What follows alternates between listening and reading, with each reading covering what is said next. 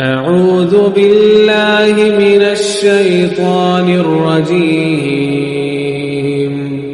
بسم الله الرحمن الرحيم السلام علیکم ناظرین کرام، اس کے قبل کی قسط جو آپ کے سامنے پیش کی گئی، جس میں بنی قریظہ کا واقعہ آپ کے سامنے پیش کیا گیا اور جو مکمل نہیں ہو پایا تھا، انشاءاللہ آج اس قسط میں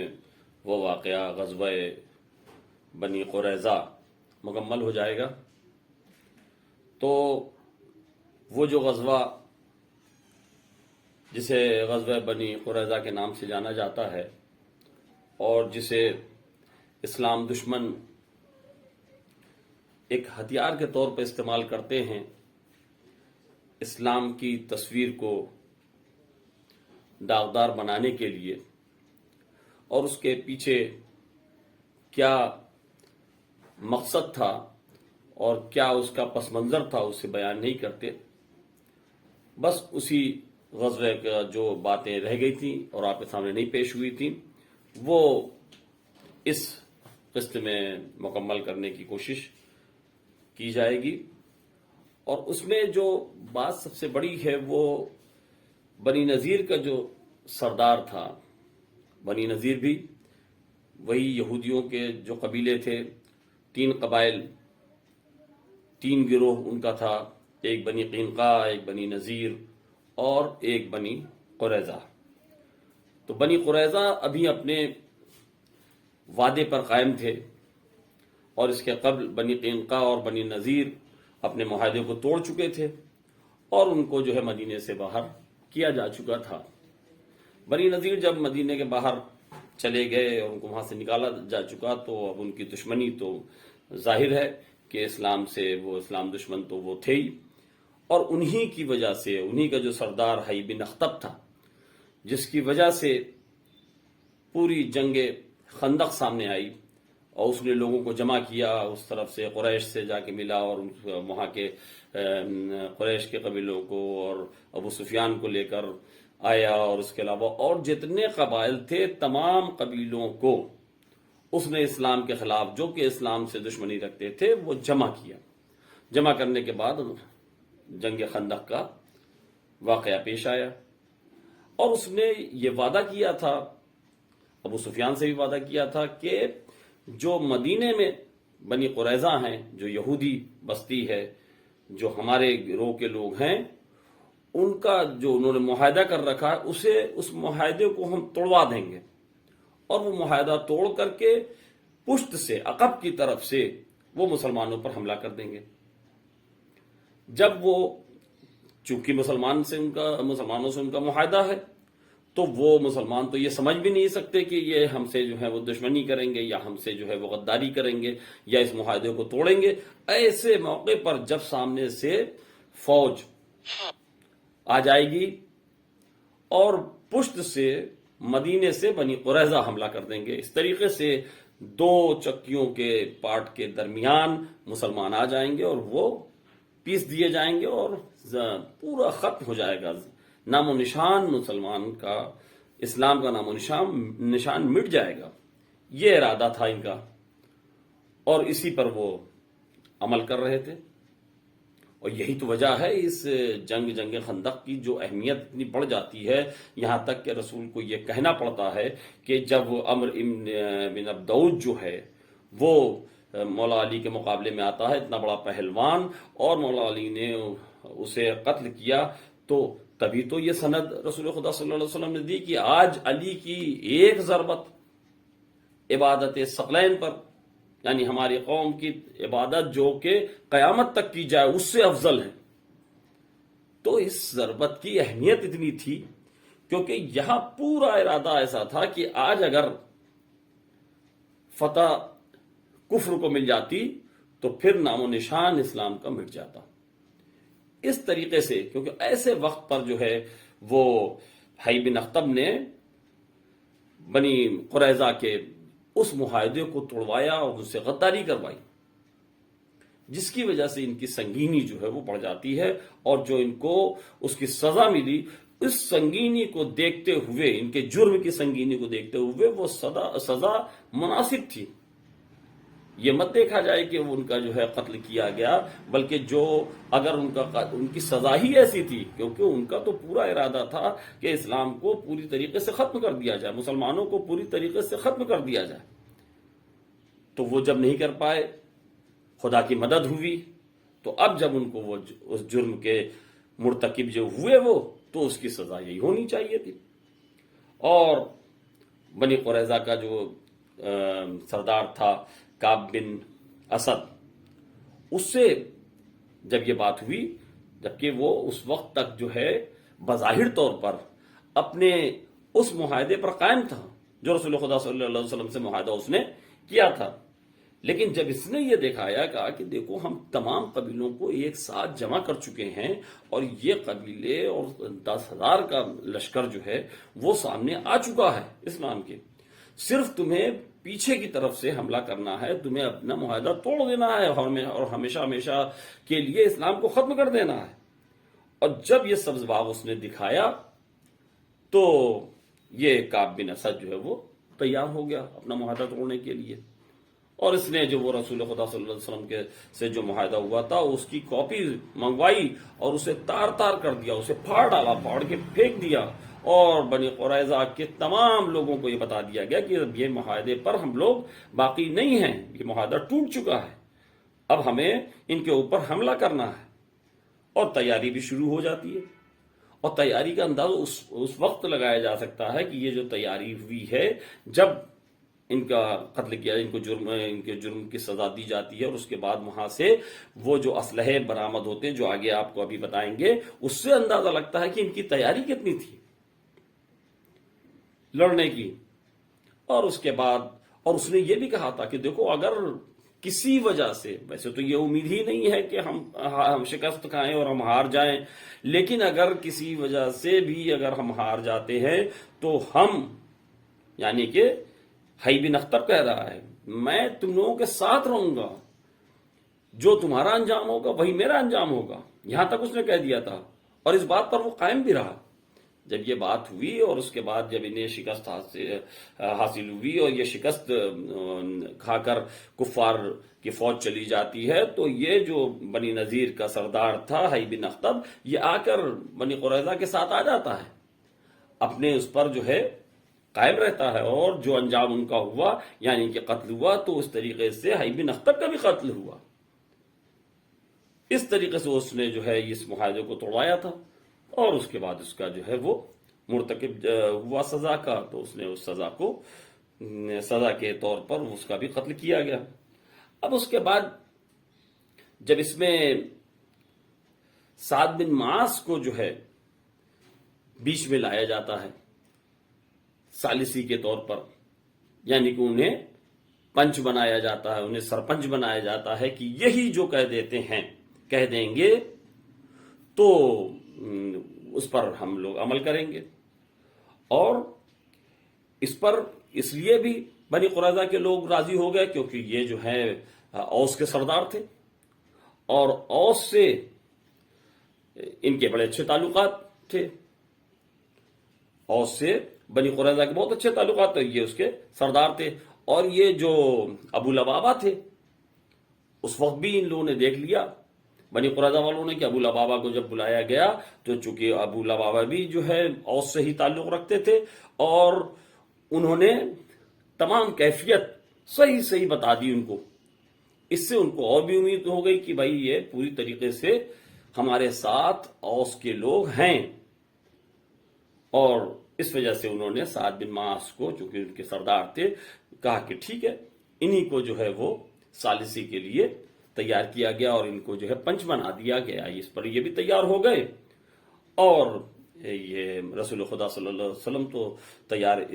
یہ بھی اس لیے ان کو ہونا ہی تھا، اس لیے کہ آپ کے صحابی تھے، انہوں نے کہا ٹھیک ہے، اگر تم سعد بن معاذ کے اوپر تیار تو ہم بھی اس کے لیے تیار ہیں۔ اور سعد بن معاذ جو ہیں وہ بیچارے ویسے ہی مہلک ہو چکے تھے وہاں پر، کیونکہ ان کو ایسا تیر آ کر لگا تھا جنگ کے دوران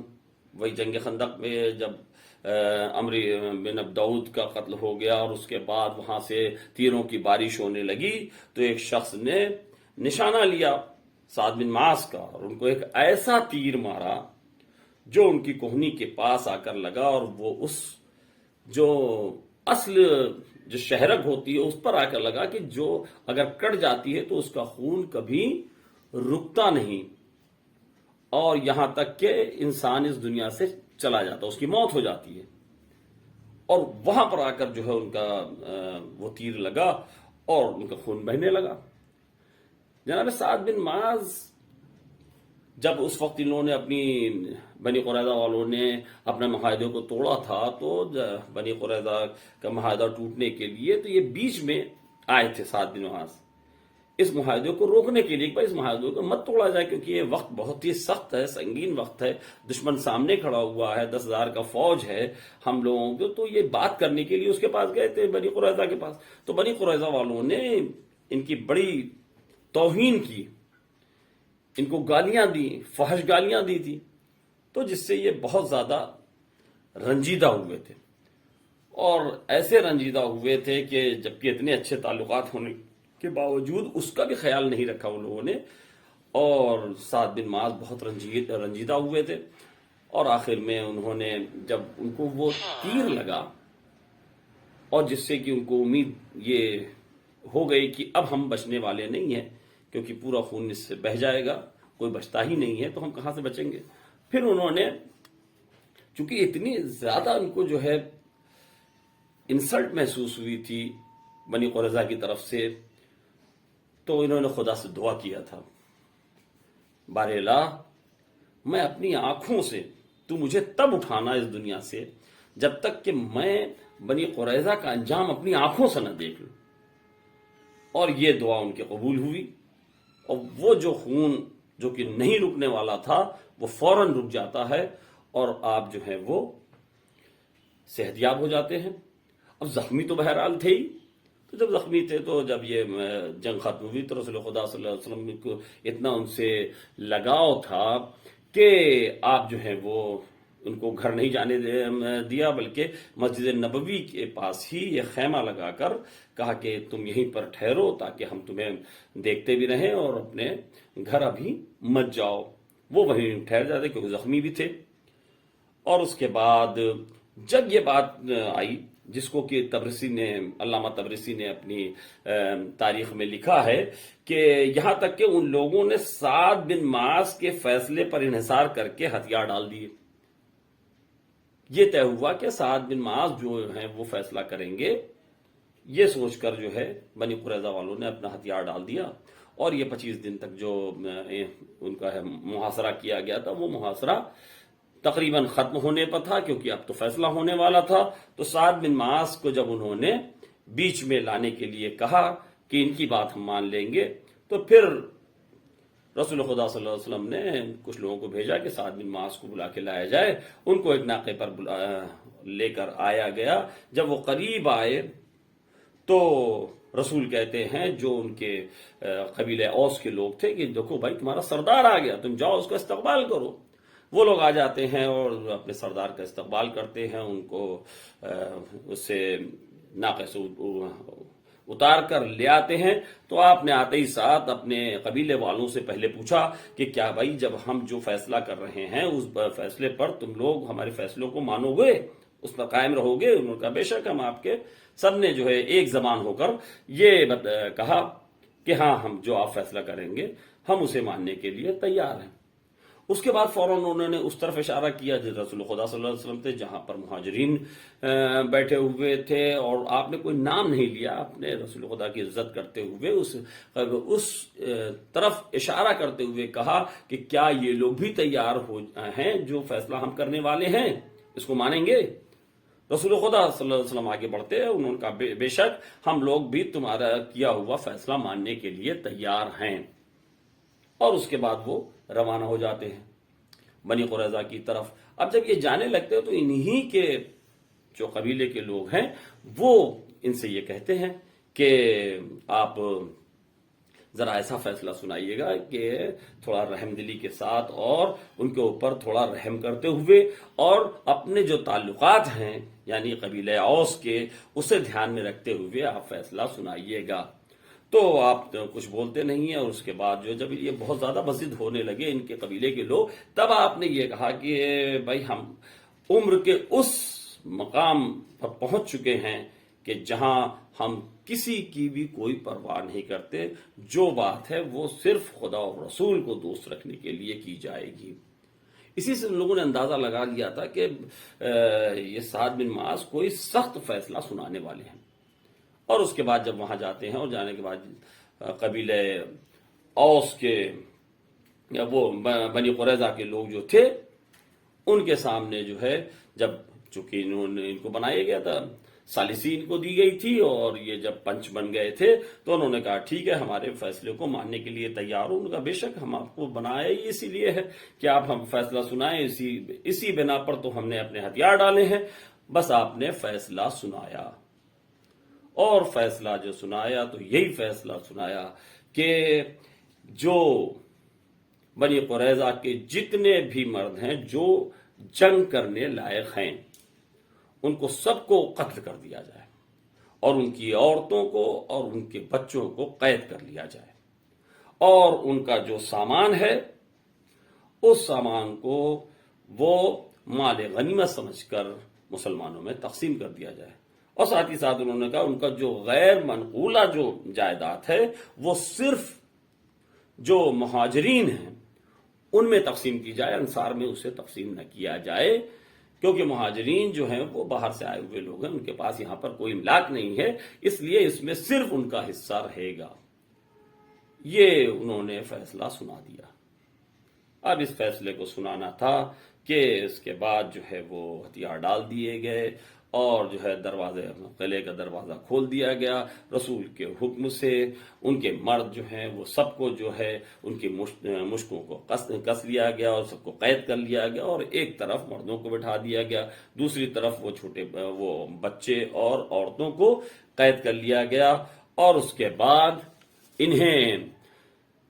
دو الگ الگ گروہ میں جو مرد تھے ان کو جو ہے اسامہ بن زید کے گھر پر بٹھا دیا گیا اور عورتوں کو ایک خاتون تھی بنت حارث ان کے گھر پر عورتوں اور بچوں کو رکھا گیا. رکھنے کے بعد وہ رات جو ہے اس طریقے سے گزری اور وہیں پر رسول خدا صلی اللہ علیہ وسلم نے کھجوروں کا ٹوکرا وہ بھجوا دیا اسامہ بن زید کے گھر پر بھی اور اس کے بعد جو خاتون بنت حارث تھیں ان کے گھر پر بھی, اور ان کو پھیلا دیا گیا. وہ بہت ہی مرغوب غذا ہے عربوں کی, اور تاکہ جو ہے وہ جو قیدی تھے وہ اس پر ٹوٹ پڑے, سب نے جو ہے شکم سیر ہو کر اس کھجور کو کھایا. اور کھانے کے بعد پھر صبح ہوئی, رات ایسی گزاری گئی, صبح ہوئی تو اب رسول خدا صلی اللہ علیہ وسلم بازار کی طرف نکلتے ہیں اور کہتے ہیں کہ جگہ جگہ پر گڑھے کھودے جائیں. کچھ انصار لگ جاتے ہیں, جگہ جگہ پر گڑھے کھودے جانے لگے اور اس کے بعد رسول اللہ صلی اللہ علیہ وسلم کچھ اپنے خاص اصحاب کے ساتھ ایک جہاں پر بیٹھ جاتے ہیں اور اس کے بعد ان کے مرد وہاں لائے جاتے ہیں, ان کی گردنوں کو وہاں اڑایا جاتا ہے, ان کے جو ہے سر کاٹے جاتے ہیں اور اسی گڑھے میں ان کو جو ہے دفن کر دیا جاتا ہے. اس طریقے سے ان کو جو ہے قتل کرنا شروع کیا جاتا ہے. لیکن یہ جو ہے رسول کے عمل سے ایسا محسوس نہیں ہوتا کہ یہ رسول اس عمل پر خوش تھے, بلکہ رسول کے طرز عمل سے بالکل یہ بات بالکل نمایاں ہے یہ بات کہ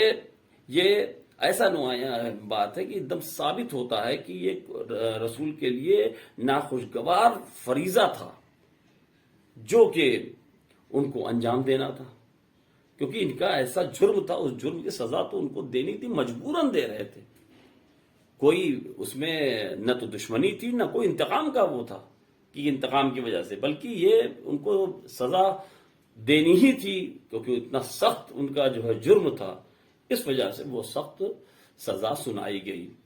اور یہی وجہ ہے کہ جب یہ دھوپ تیز ہونے لگی, دوپہر کا وقت آنے لگا, تو پھر رسول نے کہا کہ اب ان کو روک دیا جائے, اب ان کو قتل ابھی نہ کیا جائے، اس لیے کہ دھوپ کی شدت ہو گئی ہے۔ دو چیزیں ایک ساتھ نہیں ہو کہ جو ہے اسلحے کی بھی گرمی اور دھوپ کی بھی گرمی، دونوں گرمی ان کو ایک ساتھ نہ دی جائے، بلکہ ان کو ٹھنڈے جگہ پر، سائے دار جگہ پر لے جا کر بٹھالا جائے، لٹالا جائے ان کو ٹھنڈا پانی پلایا جائے اور ان کو وہیں بٹھایا جائے۔ اس کے بعد ایسا ہی ہوا، اور شام کو جب وہ دھوپ کی شدت کم ہوئی تب پھر دوبارہ ان کو لایا گیا اور ان کا قتل کیا گیا۔ اس طریقے سے ان کا قتل ہوا۔ اور اس کے بعد یہ جو عورتیں تھیں اور جو بچے تھے، ان کو فروخت کر دیا جاتا ہے، اور جو اس سے پیسہ آتا ہے وہ مال غنیمت کے طور پر تقسیم کر دیا جاتا ہے۔ اب اس وقت تاریخ یہ بتاتی ہے کہ جب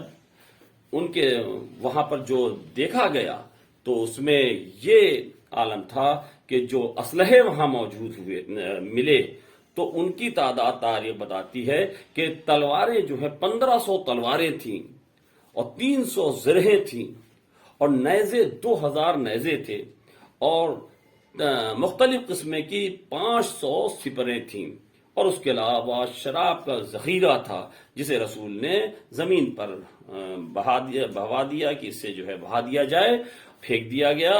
تو اس سے اندازہ لگتا ہے کہ وہ کتنے طریقے سے تیار تھے، پوری طریقے سے وہ تیار تھے، کس طریقے سے مسلمانوں سے لڑنے کے لیے، کہ اتنا اسلحہ ان کے وہاں ملا گیا۔ اور جو اس کے بعد مویشی ملے گئے ان کو چھوڑ دیا گیا وہاں پر جو ہے پیڑوں کے نیچے، وہ چرنے کے لیے چھوڑ دیا گیا۔ اور اس کے بعد اس طریقے سے ان کو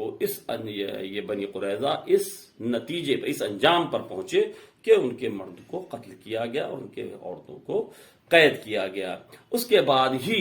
وہی،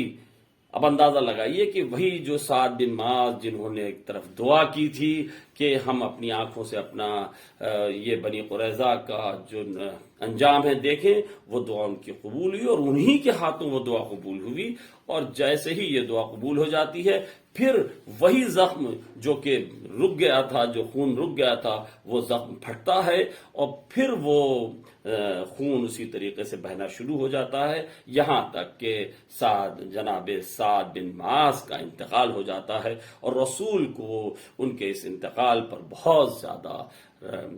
افسوس ہوتا ہے، بہت رنج ہوتا ہے۔ آپ نے اپنی ابا کو دوش سے اتار دیا اور ساتھ ساتھ آپ کے جنازے کے ساتھ جاتے ہیں اور ان کو دفن کرتے ہیں، اور یہ کہتے ہیں کہ سعد بن معاذ کے اس موت سے عرش ہل گیا۔ اس طریقے سے یہ بنی قریظہ کا یہ انجام، ان کا یہ انجام ہوتا ہے، اور یہ واقعہ یہیں پر ختم ہوتا ہے۔ وآخر دعوانا ان الحمد للہ رب العالمین۔